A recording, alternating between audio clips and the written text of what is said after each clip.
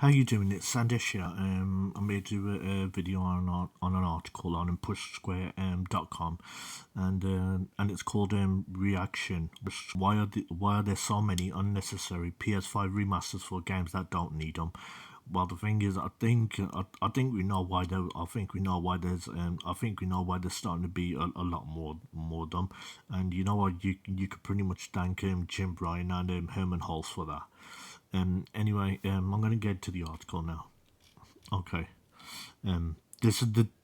It seems like this is more of an opinion piece, but anyway, Horizon Zero Dawn Remastered hasn't been announced for PS5 and PC just yet, but it's already gone down about as well as a tall neck with an arrow to its ankle. Less than 18% of Push Square readers said they were interested in buying the re-release, which is already perfectly playable on Sony's new gen system through backwards capability and running at a slick 60 FPS to boost. A Days Gone remastered has been rumored since we wrote this article earlier today. To be honest, a Days Gone remaster makes a lot more sense than Horizon Zero Dawn remaster personally, because since they never put out a PS5 patch for Days Gone, which I don't actually understand, because Days Gone's a really good game, and this is why I hate. This is why I hate game journalists and game critics, because they pretty much slated that game, saying, "Oh, that game is bad, this and that." I'm sure you do know that, and there was like a disconnect between the critics and the people that bought the game, and the people that bought the game were saying, what the hell these journalists are on about. That's why I hate access journalism. Whenever it's games, or whenever it's politics, I really hate access journalism, because the thing is, I personally don't think they're as honest as they try to make out to be. They're clearly biased. Social media has not been kind to PlayStation lately, but you know what? Deservedly so. They can.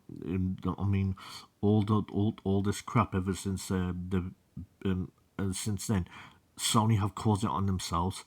The company is being criticised for extorting enthusiast users with the admittedly optional $700 PS5 Pro. Many feel it doesn't have the software to justify its pricey new hardware. It don't. Arguably, unnecessary remasters like Horizon Zero Dawn aren't helping the perception that Sony has nothing new to offer. And even if it did launch the acclaimed Astrobot, even if it did launch the acclaimed Astrobot less than 2 weeks ago, it should be noted that Sony isn't the only manufacturer adopting the remaster strategy. Nintendo has infamously repurposed a large portion of the Wii U's library for the Switch, and still has more ports on the way. Donkey Kong Country Returns, the Retro Studios platformer from 2010, is getting a second bare bones re-release as late as next year. It's already been ported onto the 3DS. Those defending the House of Mario would perhaps argue there's no backwards capability available on the Switch, so the circumstances are different. That's what I would say. But the philosophy of reselling old software at a significant markup um, is clearly not a new one. So why does this keep happening? Why is the Japanese giant wasting resources on remasters that fans haven't been asking for? Well, the thing is, the ones who are doing these remasters, I guarantee you, first it was Jim Ryan and Herman Hulse, and it was a combination of things like put out stuff that people that are know what it is, and they're high sellers. But that doesn't make any sense, because the thing is, just like with Horizon Zero Dawn, you've already put out a PS5 patch, so there's really no need for this. What else are you gonna add to it? You really can't add anything else to the first Horizon. and also on the fact that and also on the fact that they're doing all these TV shows and films for like Until Dawn, and also that's coming out as well, like Until Dawn, God of War, Horizon. It's like I don't understand the point on having to do films and TV shows for these, because the thing is, to be honest, first of all, it's going to be a waste of money, and second of all, I mean, most of the time they're not. I mean, they're not going to do well at the box office, and third of all, doing these remasters just for that reason, just to make. Just to connect to the films and TV shows that you want to do, is just a pretty much a waste of development resources and development time as well. And when you can make something original, because to be honest, of the recent state of plays, the ones who are putting out proper original stuff, and I don't know if you agree with me on this, but I certainly think so.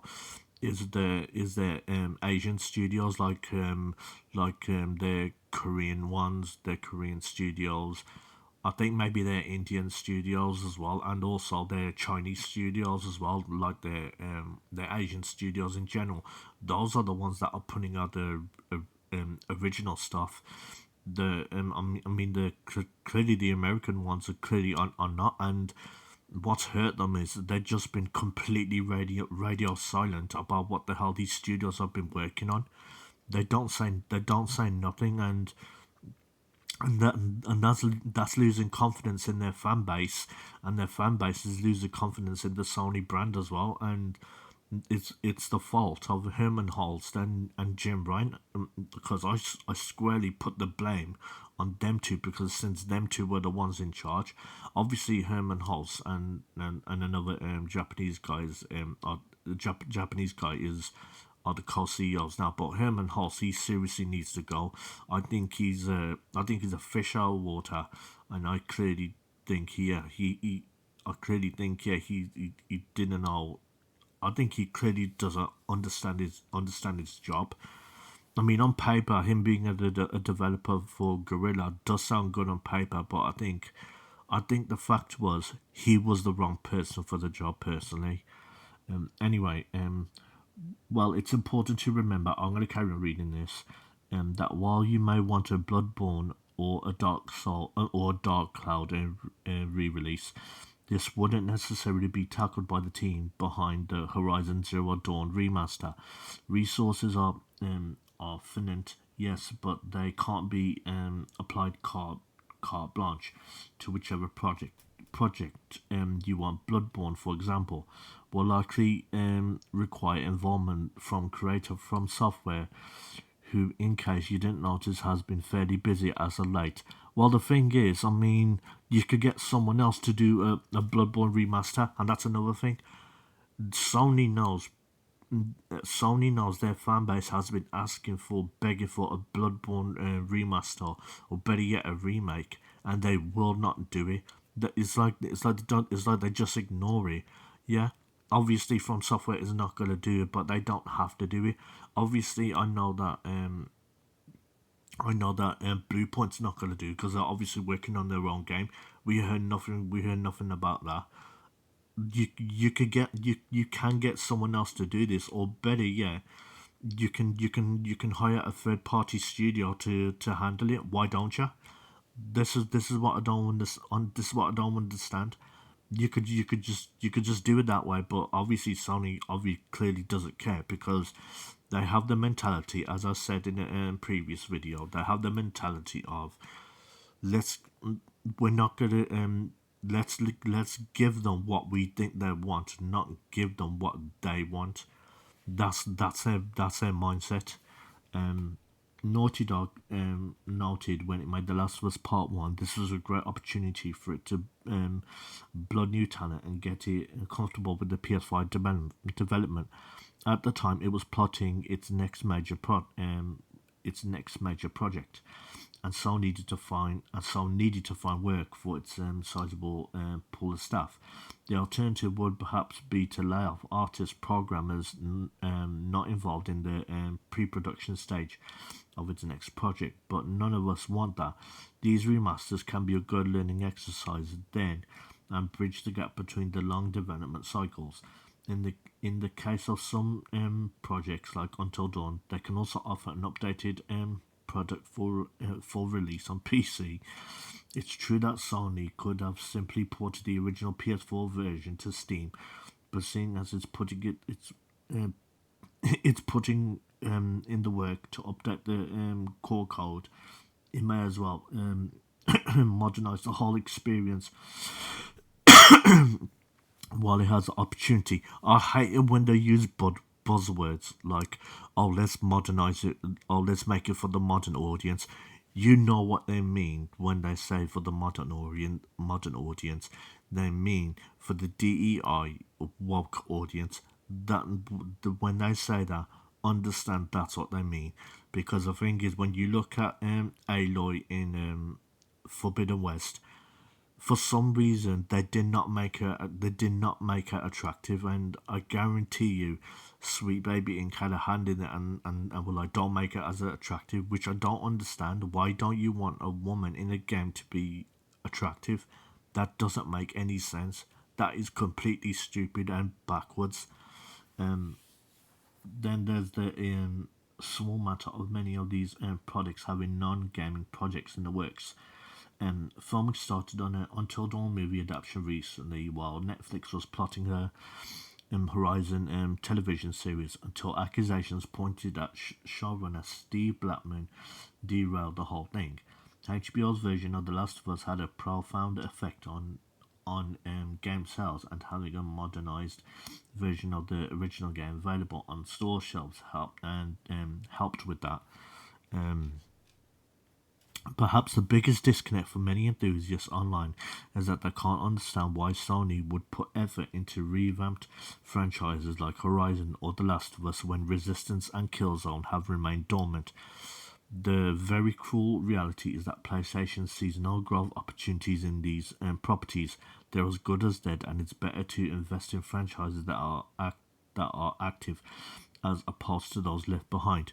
Well, that's a bullshit reason. There's no evidence to prove that those franchises are dead. As Killzone and Resistance are just two of them. There's plenty others that Sony can remake, which are in the dire need of a remake, and they just won't do it because first of all, when Jim Ryan was around, he didn't see the point in it. I honestly don't think Jim Ryan did not like Sony's history, which absolutely made no sense of him to be in the position that he was in the first place.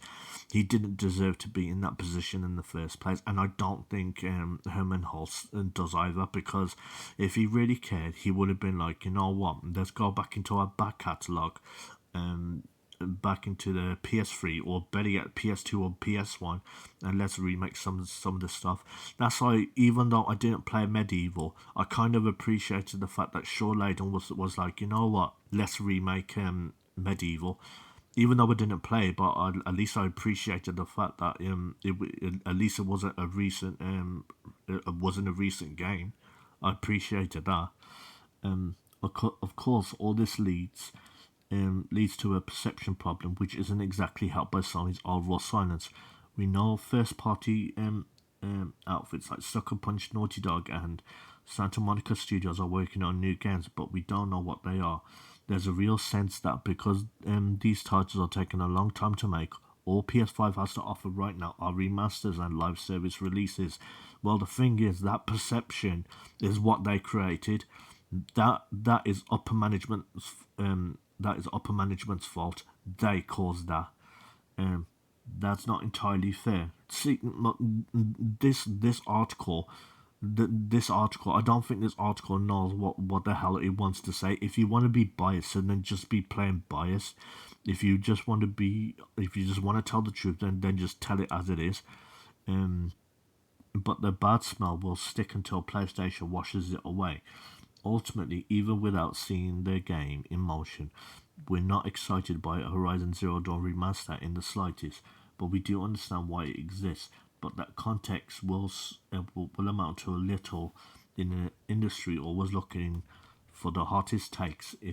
if all next week's state of play has to offer in a couple of remasters and an update on Fair Games, that game is that game. I can see that Fair Games game. First of all, shit generic title, and second of all, I guarantee you that's going to end up the same way as Concord did. Um, um, then we wish Sony all the luck in the world. The public perception of PlayStation isn't right, but the format holdout is the one facilitating it at the end of the day.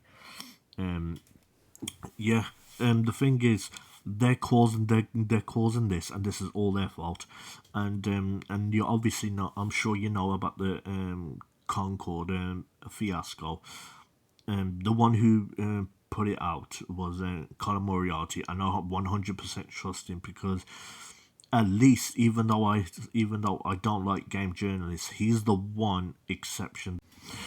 Sorry about that, but I had a slight accident with my camera. Anyway, like I said, Colin Moriarty, I got a lot of respect for because the thing is, he doesn't